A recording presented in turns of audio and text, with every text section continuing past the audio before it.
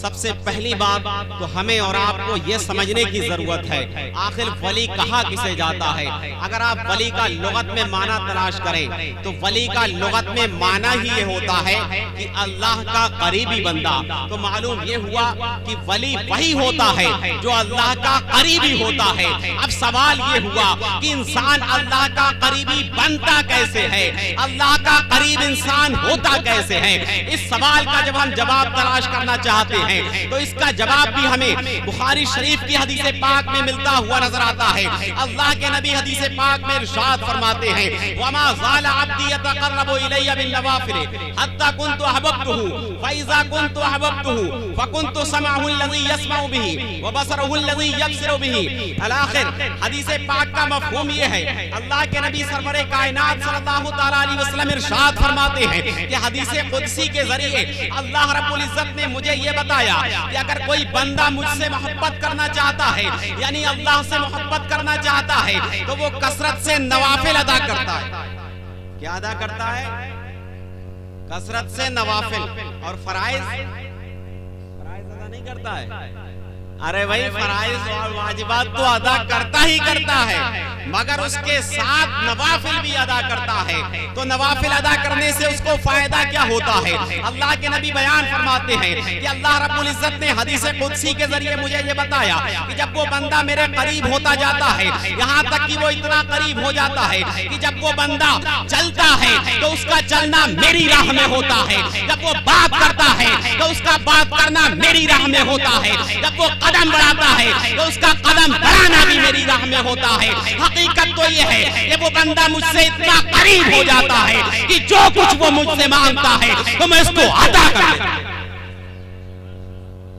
जो कुछ भी मांगता है तो वो मैं उसको अता कर देता हूँ। मेरे अजीज, यही वजह है कि हम और आप जब खुद से मांगते हैं तो हमें वो फायदा नहीं होता, मगर जब कोई हम दुआ किसी वली के जरिए से मांगते हैं, उनके वसीले से मांगते हैं, तो कसम खुदा की हमारी दुआ कबूल हो जाती है। मेरे अजीज, इससे साफ मालूम ये हुआ कि अल्लाह के वली मरते नहीं हैं, बल्कि वो अपनी कब्रों में जिंदा होते हैं और गैरों की मदद करते हुए। कोई पूछने वाला ये पूछ सकता है क्या आपके पास इसकी कोई दलील है? तो मैं आपको दलील भी देता चलूं। तहावी शरीफ जिल्द 2 की हदीस पाक है, अल्लाह के नबी सरवरे कायनात के पास एक सहाबी हाजिर हुए। बयान किया, ज़रा वबाज़ु अस्हाबी रसूलिल्लाह सल्लल्लाहु अलैहि वसल्लम ख़िबाउ वला अर्दिन व वला यहतसिबु अन्नहु क़ब्रुन फ़इज़ा फ़ीही इंसानुन यक़रअु सूरत तबारकल्लज़ी हत्ता ख़तमा। अल्लाह के नबी सरवरे कायनात की बारगाह में एक सहाबी रसूल हाजिर हुए।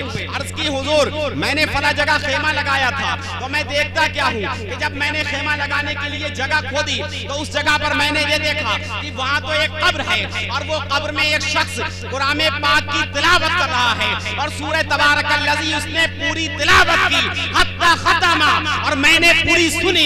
इसके बाद मैं आपके पास आया हूँ। आखिर इसका मामला क्या है? अल्लाह के नबी बयान फरमाते हैं, मेरे अजीज, मेरे सहाबी, इसका मामला ये है कि जिस शख्स को तूने अपनी कब्र में देखा है कि वो अपनी कब्र में जिंदा है, तो कसम खुदा की वो अपनी कब्र में जिंदा भी है। और जब तूने देखा है कि कलामे पाक की तिलावत कर रहा है, तो कसम खुदा की वो तिलावत कर रहा है। ये हदीस से मालूम हुआ। मेरे अजीज, इससे साफ ये बात मालूम हो जाती है कि कोई कहने वाला ये कहता है तो हकीकत में वो गुमराह बद्दीन है। मेरे अजीज, हमारा तो ये अकीदा है कि अगर कसम खुदा की अगर हम इन अल्लाह के वली के जरिए से दुआ मांगेंगे तो हमारी दुआ परवरदिगार आलम रद्द नहीं करेगा, बल्कि हमारी दुआ कबूल करेगा। अब इस हदीस की रोशनी में मैं एक सवाल आपसे जरूर करूंगा। वो सवाल ये है, इस हदीस से ये मालूम हुआ कि जो इंसान दुनिया में जो अमल करता है तो वो अपनी कब्र में भी वही का अमल करेगा।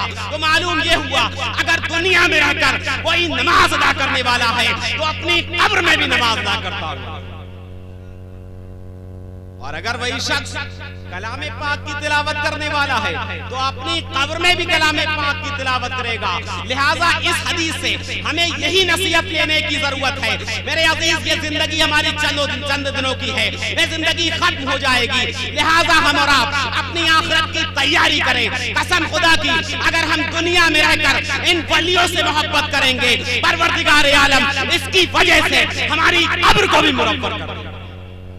आला हजरत ने इसका जवाब यही दिया है, लहद में इश्के रुखे शह का दाग लेके चले, लहद में इश्के रुखे शह का दाग लेके चले, अंधेरी रात की सूनी चराग लेके चले, और तेरे गुलामों का नक्शे कदम है राहे खुदा, वो क्या बहक सके जो ये सुराग लेके चले।